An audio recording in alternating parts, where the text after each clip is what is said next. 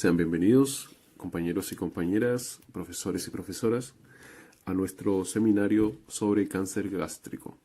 Nuestro grupo está compuesto por Álvaro Mancilla, Paula Miranda, Valentina Pardo, Axel Pérez, Ayelen Quintrileo, Lorna Saldías y Giovanni Valdebenito. Epidemiológicamente hablando, este tipo de cáncer es uno de los más frecuentes a nivel mundial, que según reportes de Globocan en el año 2018 hubieron más de 1 millón de nuevos casos de cáncer gástricos en el mundo. Además, se encuentra en tercer lugar de muertes por cáncer, con una cifra superior a los 780.000 fallecidos. La incidencia y mortalidad son significativamente prevalentes en el continente asiático y superiores en niveles de ingresos medios altos. América Latina está posicionada en tercer nivel mundial, pero con una amplia diferencia en relación al continente asiático. Aquí es Brasil quien lidera en incidencia y mortalidad, y nuestro país, Chile, se encuentra en quinto lugar en este continente, con una incidencia superior a los 5.000 casos y con una mortalidad cercana a las 3.500 personas. Cabe destacar que esta enfermedad es mucho más común en varones. El cáncer gástrico o cáncer de estómago es una enfermedad que, como lo dice su nombre, afecta el estómago, quien anatómicamente está localizado en la parte superior y central del abdomen, cercano al diafragma, hígado, páncreas, vaso y colon. Además, participa en la digestión de alimentos. Se le denomina cáncer a un tumor maligno, que se desarrolla luego de que una célula sana crece normalmente y sin control, quien además tiene la capacidad de diseminarse por el cuerpo. Este tumor puede crecer en cualquier parte del estómago y diseminarse a ganglios, hígado, pulmones, etc. Y más del 90% de los casos son de tipo adenocarcinoma. Esto quiere decir que se originan tejidos glandulares que revisten las cavidades del estómago, como por ejemplo la mucosa. El diagnóstico suele hacerse en una etapa avanzada del tumor, por esto casi siempre es incurable. La explicación de un diagnóstico tan tardío es que la mayoría de las denominadas condiciones gástricas son asintomáticas. Además, no existen síntomas específicos y al presentarse pueden ser dudosos o inciertos. Algunos de los síntomas son dolor o llenura abdominal luego de una comida pequeña, heces oscuras o también llamadas melenas, dificultad para tragar con la sensación de que el alimento se atora, eructos excesivos, inapetencia, náuseas, vómitos o heces con sangre llamadas hematemesis o hematoquesia respectivamente, anemia, debilidad o fatiga y pérdida de peso. Los síntomas mencionados pueden estar relacionados a otras infecciones y no necesariamente a cáncer. Por esto, siempre es necesario asistir a un profesional y realizarse los exámenes correspondientes. Aspectos fisiopatológicos. La mayor parte de los cánceres gástricos afecta el antro y es más frecuente el compromiso de la curvatura menor que de la mayor. Los cánceres de estómago tienden a ser voluminosos y de forma irregular, con bordes firmes y desiguales. Desafortunadamente, estos tumores son a menudo asintomáticos hasta etapas avanzadas de la enfermedad, y cuando existen, los síntomas casi siempre son vagos. Estos incluyen anorexia, pérdida de peso, dolor epigástrico, vómito y una tumoración abdominal. Como estas manifestaciones son inespecíficas, muchas veces es difícil la detección temprana de este tumor. Muy a menudo, antes del cáncer en sí, hay una etapa precancerosa, donde ocurren cambios en el revestimiento interno del estómago, en la mucosa. Dependiendo el lugar en el estómago donde el cáncer se origine, puede producir una sintomatología diferente e inclusive el tratamiento puede variar. Encontramos distintos tipos de cáncer. Tenemos el adenocarcinoma, que es el más común. Entre el 90 al 95% de los casos son adenocarcinomas. Este se produce en las células que conforman la capa más interna del estómago, es decir, en la mucosa. También está el linfoma, que son tumores cancerosos del sistema inmunitario que a veces se hallan en la pared del estómago. También están los tumores del estroma gastrointestinal, o GIST, como dicen sus siglas. Estos son poco comunes. Se originan en las células de Cajal, que se encuentran en la pared del estómago. Estos tumores pueden ser no cancerosos, es decir, pueden ser benignos o algunos otros resultan ser cancerosos. Los GIST se pueden desarrollar en todo el tracto digestivo, pero normalmente son descubiertos en el estómago. También están los tumores carcinoides, que se producen en las células secretoras de hormonas del estómago y normalmente no pueden diseminarse a otros órganos. Las causas no están completamente aclaradas. Sin embargo, sí se conocen algunas condiciones que están relacionadas con este tumor. Los factores predisponentes son la infección crónica del estómago por una bacteria llamada Helicobacter pylori. También está el reflujo gastroesofágico de larga duración que es una enfermedad donde el contenido ácido y péptico sube hacia el esófago, ocasionando daño de la mucosa. Esta constante irritación de los jugos gástricos o intestinales sobre la mucosa puede ocasionar una inflamación crónica, provocando cambios histológicos de la mucosa esofágica. Otro de los factores considerados predisponentes son la presencia de algunos carcinógenos en la dieta, como compuestos con el nitroso, benzopireno encontrados en alimentos ahumados y en conserva, y la gastritis crónica. Como esta forma de cáncer causa pocos síntomas, la enfermedad a menudo es muy avanzada al momento de ser diagnosticada.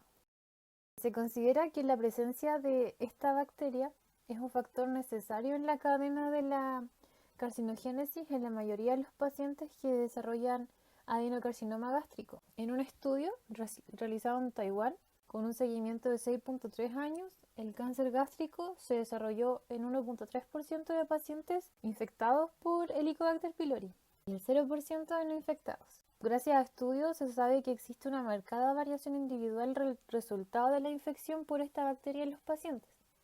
De los infectados por Helicobacter pylori, solo una minoría desarrollan cáncer gástrico, pero la mayoría desarrollan lesiones no neoplásicas. En el caso de Asia se pueden ver esos resultados. Si vemos en Chile, la infección de Helicobacter pylori se encuentra presente en el 70% de los chilenos según la Sociedad Chilena de Gastroenterología. De hecho, este fue el cáncer con mayor mortalidad en Chile en el año 2018. La infección de esta bacteria empieza en la infancia y hay un largo periodo de latencia y los cánceres son clínicamente diagnosticados luego de 3 o 4 décadas. Durante este periodo ocurre un proceso prolongado precanceroso que se representa con una cascada de eventos que son secuenciales histopatológicamente. Como se puede apreciar en la imagen, comienza una gastritis crónica activa no atrófica, luego una gastritis atrófica multifocal, metaplasia intestinal completa y luego incompleta, displasia y carcinoma invasivo finalmente. Entre los exámenes que nos permiten identificar y diagnosticar el cáncer gástrico, podemos encontrar las exploraciones radiológicas.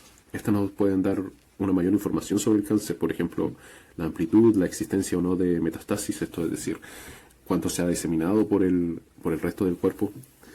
Y entre las exploraciones radiológicas podemos encontrar las radiografías de tórax y abdomen, la ecografía abdominal o abdomen pélvica, el escáner de tórax, la CT o tomografía computarizada, abdominal pélvica y la resonancia. Además tenemos la endoscopía, tenemos la ecoendoscopía, que es muy similar a la endoscopía, solo que en vez de una cámara se utiliza un emisor de ultrasonidos. Si al momento de realizar la endoscopía o ecoendoscopía el médico logra visualizar algo extraño, normalmente procederá a tomar una muestra de tejido para que posteriormente sea analizado. Este proceso es conocido también como biopsia. Dentro de los distintos tipos de pruebas de sangre que se suelen realizar, tenemos el hemograma completo, donde el aumento o disminución de algunas células en específico o células anormales puede ser un indicador en la presencia de cáncer. En los pacientes con cáncer, las inmunoglobulinas suelen estar en un nivel muy alto. Como son proteínas del sistema inmunitario, se realiza este análisis de proteínas en la sangre. Las bajas concentraciones de pepsinógeno sérico en la sangre son un signo de atrofia gástrica crónica, lo cual puede evolucionar eventualmente en un posible cáncer gástrico. Finalmente, la prueba de marcadores tumorales no es una prueba comúnmente realizada, es muy poco empleada para detectar el cáncer. La razón es que los marcadores tumorales son sustancias químicas producidas por células tumorales, pero también algunas células normales del cuerpo pueden producirlo. Si el cáncer gástrico es detectado a tiempo y está en una etapa temprana, más del 50% de los pacientes se pueden curar y se pueden tratar. El problema es que normalmente los pacientes que lo detectan a tiempo tan solo representan del 10 al 20% de los casos. Esto explica de alguna manera por qué esta enfermedad tiene un tan alto índice de mortalidad. Además, cuando el tumor se ha diseminado por fuera del estómago o si hay compromiso de ganglios linfáticos, la cura no es posible. Esto sumado a diferentes complicaciones que pueden surgir, como por ejemplo la ascitis. Dentro de los posibles tratamientos para el cáncer está la gastrectomía, que es la extirpación total o parcial del estómago. En el caso de que el cáncer se encuentre en una etapa inicial, se puede recurrir a una resección mucosa endoscópica, o REM, donde se extirpa el tumor por medio de un endoscopio. A las personas a las que no se les pueda practicar una cirugía, ya que el cáncer está demasiado avanzado, la quimioterapia o la radioterapia pueden mejorar los síntomas y pueden prolongar incluso la supervivencia. Sin embargo, lo más probable es que no puedan curar el cáncer. En el caso de algunas personas, un procedimiento de derivación quirúrgica, bypass, puede brindarle alivio a los síntomas.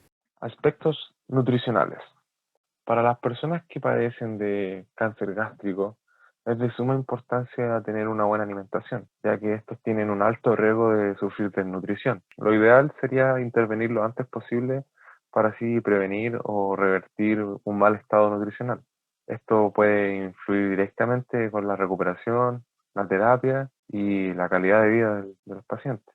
Existen diversos estudios que hablan sobre la relación que existe entre los factores nutricionales con el desarrollo y la prevención del cáncer. El problema es que la mayoría de estos solamente habla de nutrientes o alimentos en específicos, lo que dificulta al momento de ver la interacción de estos cuando son consumidos y combinados, como lo es en una dieta normal. Por lo tanto, es difícil identificar o sacar conclusiones de cómo la dieta habitual influye en el progreso y la prevención del cáncer. Sin embargo, ciertos aspectos de la dieta cuentan con una mayor evidencia, como lo son los ácidos grasos, los carbohidratos, frutas y verduras, entre otros. ¿En qué beneficiaría una buena nutrición? Bueno, evita la deficiencia de nutrientes, ayuda a conservar un IMC adecuado, ayuda a tolerar mejor los tratamientos, protege el sistema inmune para así evitar infecciones, mejora en lo posible la calidad de vida y ayuda en la etapa de la recuperación. Por otra parte, dentro de los aspectos nutricionales encontramos los factores alimenticios de riesgo. De acuerdo a la Sociedad Americana contra el Cáncer, dentro de estos factores de riesgo alimenticios para esta patología encontramos el alto consumo de embutidos, el alto consumo de carnes ahumadas o preservadas, el ají o alimentos picantes, las verduras en conserva, específicamente de vinagre, y comidas o bebidas muy calientes. En general, los alimentos que contengan nitrosaminas. ¿Por qué? ¿Qué producen las nitrosaminas? Produce que la acción mutagénica de los alimentos se genera a través de la transformación de los nitratos en nitritos y de estos en nitrosaminas, las que son potencialmente cancerígenas.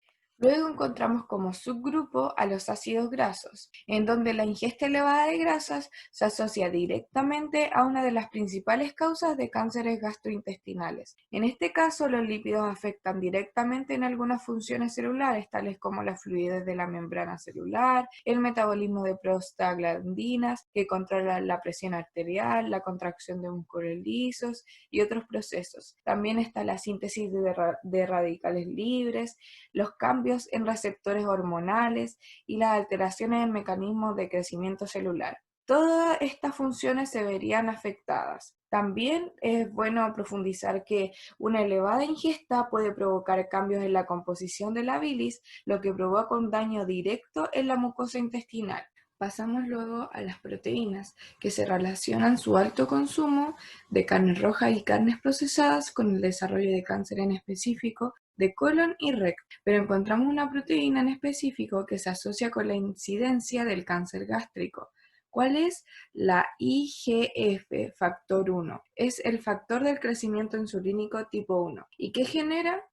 Inhibe el proceso de la apoptosis, aumenta la producción de factores de crecimiento endoteliales y se asocia a un aumento de la mitogénesis en células de cáncer gástrico específicamente. Carbohidratos. Una alteración en el metabolismo de la glucosa y un consumo elevado de estos producen hiperinsulismo. Estudios revelan que existe una relación entre el índice glicémico de los alimentos y el desarrollo de cánceres, destacándose el cáncer gástrico. Los carbohidratos con un índice glicémico alto se asocian con una glicemia elevada, aumentando el riesgo de cáncer. Dentro de los alimentos que podrían disminuir la probabilidad de cáncer, encontramos a las frutas y verduras, ya que aportan componentes anticancerígenos como los antioxidantes, los cuales los principales son los carotenoides, la vitamina C y la vitamina E. También el ácido fólico, los flavonoides e inhibidores de las proteasas. Todos estos agentes se complementan induciendo la detoxificación inhibición y unión de agentes cancerígenos. También en algunos casos se ha visto factible la disminución del riesgo de cáncer con la suplementación de micronutrientes y antioxidantes. Métodos de apoyo nutricional en pacientes con cáncer gástrico. Encontramos 3. Primero tenemos la vía oral. Este es utilizado en pacientes que no tienen problemas de deglución o bien no tienen mayores complicaciones.